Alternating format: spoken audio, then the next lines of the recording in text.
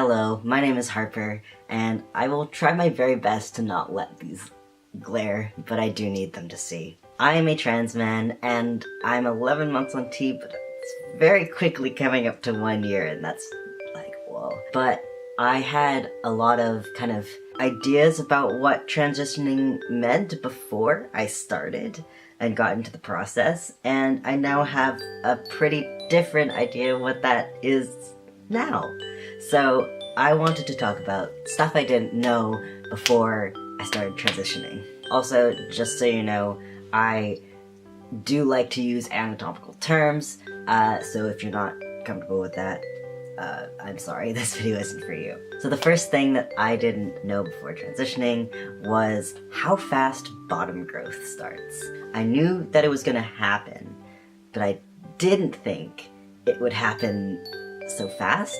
I noticed it, like, within the first 2 weeks, and that's within my first shot, because I get my shots every 2 weeks, and, like, I totally thought it was a placebo in my brain, like, oh, I've had my first T-shot, and now I think my dick has grown, but, like, it had, and then I've also talked to more, like, you know, FTM, people on testosterone, transmasculine people, and they've said the same thing, like, yeah, bottom growth starts really quickly. That's like one of the first things that happens, and I was like, whoa. Second thing, along the same lines, it's kind of awkward, I guess, but like, dick chafing is real. I don't know, that feels really weird to say, but basically, when bottom growth happens, your clitoris gets, like, you know, it gets bigger or longer or whatever, and it's not so, it's not, like, protected, you know? It's not, like, protected under its, like, hood as much. So it rubs against underwear, and so I've actually been using, like, the little pouch in, like, guys' underwear.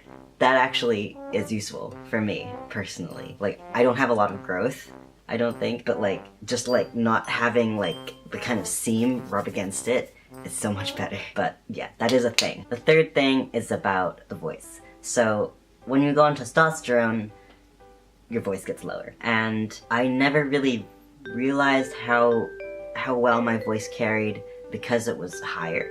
And now I'm having to, like, low-key shout and, like, really project my voice when I want to talk to somebody, especially, like, in a loud or crowded or busy room, like at like the grocery store, when they're like going through my stuff and they're like, you know, do you have a rewards card? And I'm like, yes, but I don't have it here, and, like, I have the number, and I have to tell them the associated number, and I'm like, XXX, and they're like, what? Fourth thing is that I had kind of a weird perception about what I thought that, like, falsetto was. Like, I knew the science behind it, but I didn't know how you kind of achieved that, or how that happened. I kind of assumed it was just something that, you know, just happened and you could just do after your voice drops, but no. It could be because, you know, I'm still going through puberty, you know, and my voice is just not there yet, but if I try to do anything up there, it squeaks, or I can find certain pockets that I can actually have, like, clear, like, pitch and sound, but other than that, no, I can't. my falsetto is something I have to work on, something I haven't been working on, but I should. And also, the second passage from between your chest voice and your head voice, your falsetto, is definitely something I need to work on. First I need to work on falsetto, and then I have to strengthen the second passage to be able to go from my chest voice to my head voice more smoothly.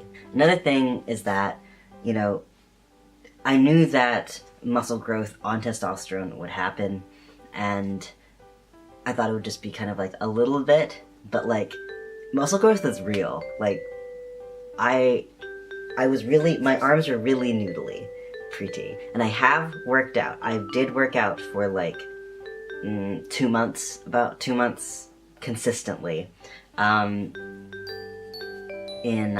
May and June, and July I've kind of fallen off the bandwagon. But my arms were not this big pre-T, and they weren't this big in June. And I don't know, they're not even that big. I still have been getting muscle growth even after stopping working out, and you know, I don't know, it's just really cool, and I can lift things now, you know? It's pretty cool.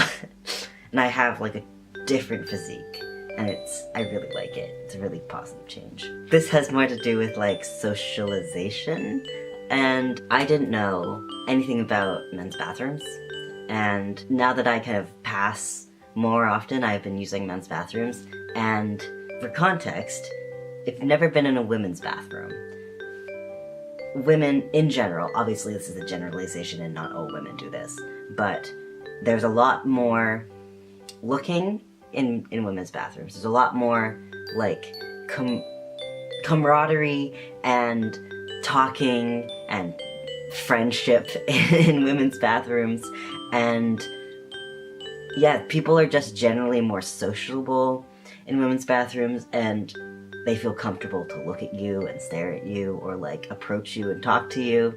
And being a trans guy in that situation wasn't great, because especially I was kind of like androgynous, and even like pre-T, sometimes, like I always use the women's bathrooms pre-T, and sometimes I would be exiting the women's bathroom and someone would be entering and they'd look at me, then they'd have to check the sign on the door and then confirm that this was the women's bathroom because they thought I was a guy.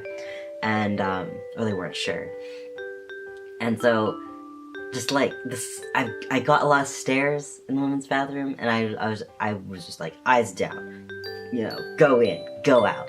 And that's how it is in the men's bathroom, which I really appreciate, mostly because I am transgender, and I don't want scrutiny, thank you very much. But yeah, nobody looks at each other in the men's bathroom. You know, it's a constant eyes down. We don't go for like team peas as much, you know.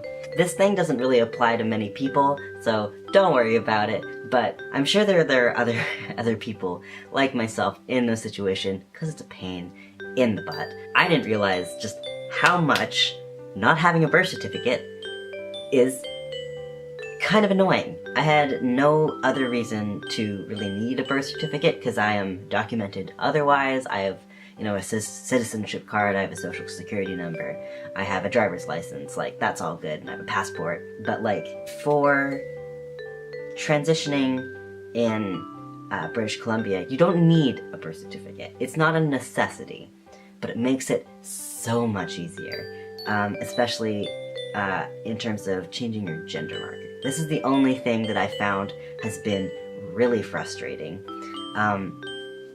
because in British Columbia, you need a doctor's note. You need to be assessed and have confirmation that you are indeed this gender and you are okay to be switching from this one to this one in terms of your like legal gender marker on your identification. And in British Columbia, you have to go through, you know, the RCMP, you gotta get fingerprints and stuff like that. Kind of similar to a name change, which is why I want to do it at the same time. So you just need to get that letter, fill out a form, and, you know, pay the money, do all your, like, scan and fingerprint stuff at the RCMP. But if you have a birth certificate, if you change your gender marker on your birth certificate first, then you can just take that and show it to a bunch of people, and they'll go, okay, we'll update your stuff. But because I don't have one, I cannot change my birth certificate gender marker, because I don't have one. And yes, I do not have one. This is a thing, and no, I haven't lost it. Yes, I'm sure that I don't have one. Okay, we're good? Yes. I've had so many conversations with people that are like, you can't not have a birth certificate, because, like, I don't have one. I do know that I don't have one. Yeah, don't even ask. But because I don't have a birth certificate, I can't just like change it and show a bunch of people. I have to apply for a gender marker change at every different step of the process in changing, you know, all my identification and all of my just like things like banks and like my university.